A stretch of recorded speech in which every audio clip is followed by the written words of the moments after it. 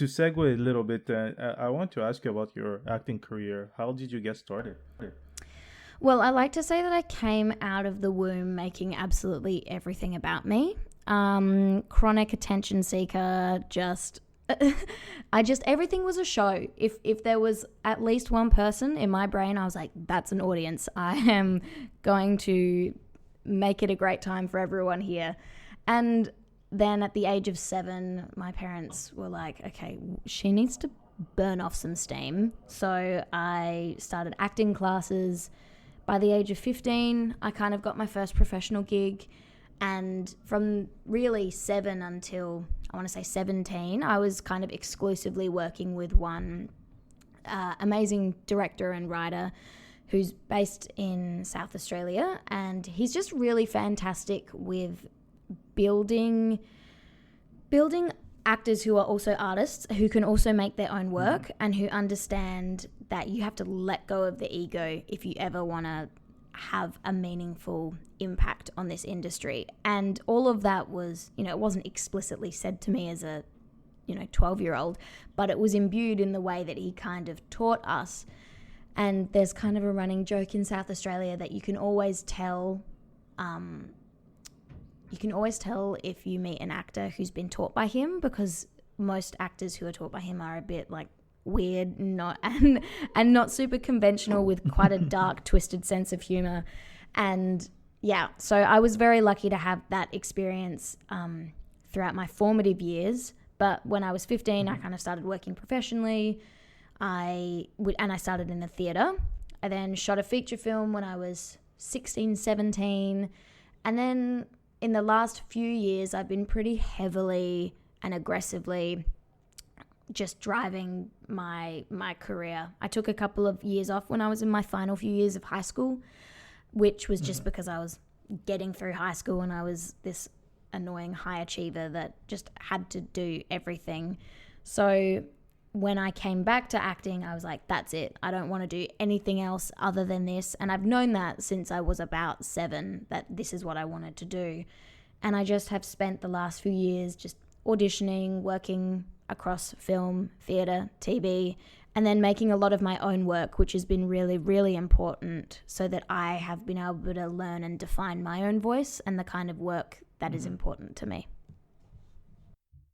Well, I wanted to ask you, because I think if I'm wrong, I'm wrong, but I think that first big role was Girl Asleep, where you had to play a mean girl. And I wanted to ask you about that, because you do seem like a very nice person and you don't look like you have a mean bone in your body. So tell me, what was it like channeling a mean girl?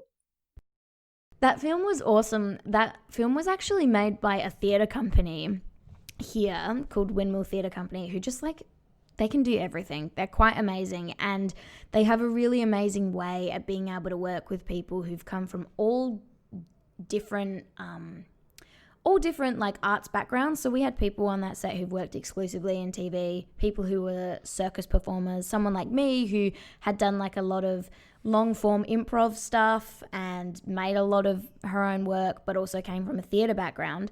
And so I think at the core, what I really needed to do for that role was to just be curious and be free to experiment. And that environment, that set, the director really allowed me to do that. And I think that's a real testament to the company, but also what it's like when you get a whole bunch of different artists coming together, is there's this universal understanding that we're not going to get to the result all the same way, but that's totally valid because we're all different kinds of performers. Mm-hmm. And talk to me about it. Would that be also your first time like on a set and having to because you've done theater, so you've acted in front of people, in front of a live audience, but what was it like acting more where the whole movie is in front of, like, it's a camera, it's a director and whatever? What was that like? Was that something new to get used to, or you already were kind of...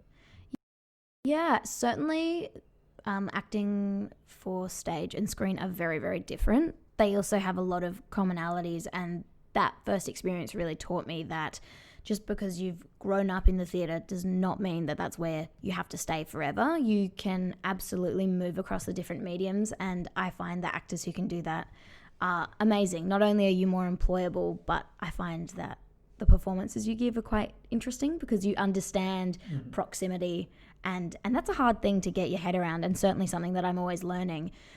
But yeah, it was weird. It's definitely bizarre having like a camera right up in your face and being used to kind of projecting for 500 plus people in a big theatre. But I just had to really reframe and think about the camera as another person. Like the lens is just somebody else's brain, and I'm just like being. It's very cliche, but less really is more in screen. They're wanting to see your psychological process, but you can't be too big and show that. You need to allow the audience to kind of piece things together and the camera to do its job, and for you to just draw back and focus on you. I feel like you just have to really kind of internalize a lot, and that's taken me quite a few years to get a grip on, but I feel like I'm in a better place than I was a few years ago in terms of that. Yeah, because there's this like common theme of a lot of like some of the great actors, like Pete, I think Dinklage is his name, or Peter Dinklage. He is in Game of Thrones. He started in theater. Guys like one of the actors I appreciate a lot, I believe, I forgot what's his real name, but he's Andy Bernard in The Office.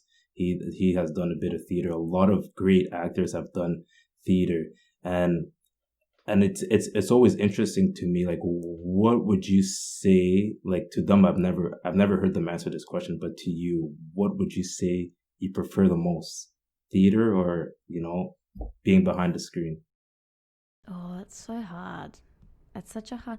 I think so. My last gig that I did, my last really big gig, was a co-lead in a beautiful feature film called My First Summer, and that was really amazing because I was like, oh God, I love working in this medium, and it's so challenging. However, I think that because I was brought up in the theatre, there is something about going into 5 weeks of rehearsal with a group of people and then bringing something that's so alive to an audience that's different every single time. And there's no do-overs in theatre. Like, shit could really hit the fan in the middle of a show, and you just have to trust that as an ensemble, whatever happens, you're going to be able to work your way through it. I mean, I've done shows where props and parts of the stage have literally slid off the stage mid-show, and we've just had to trust that somebody is going to be able to, within their character, find a reason to go over and start putting the set back together.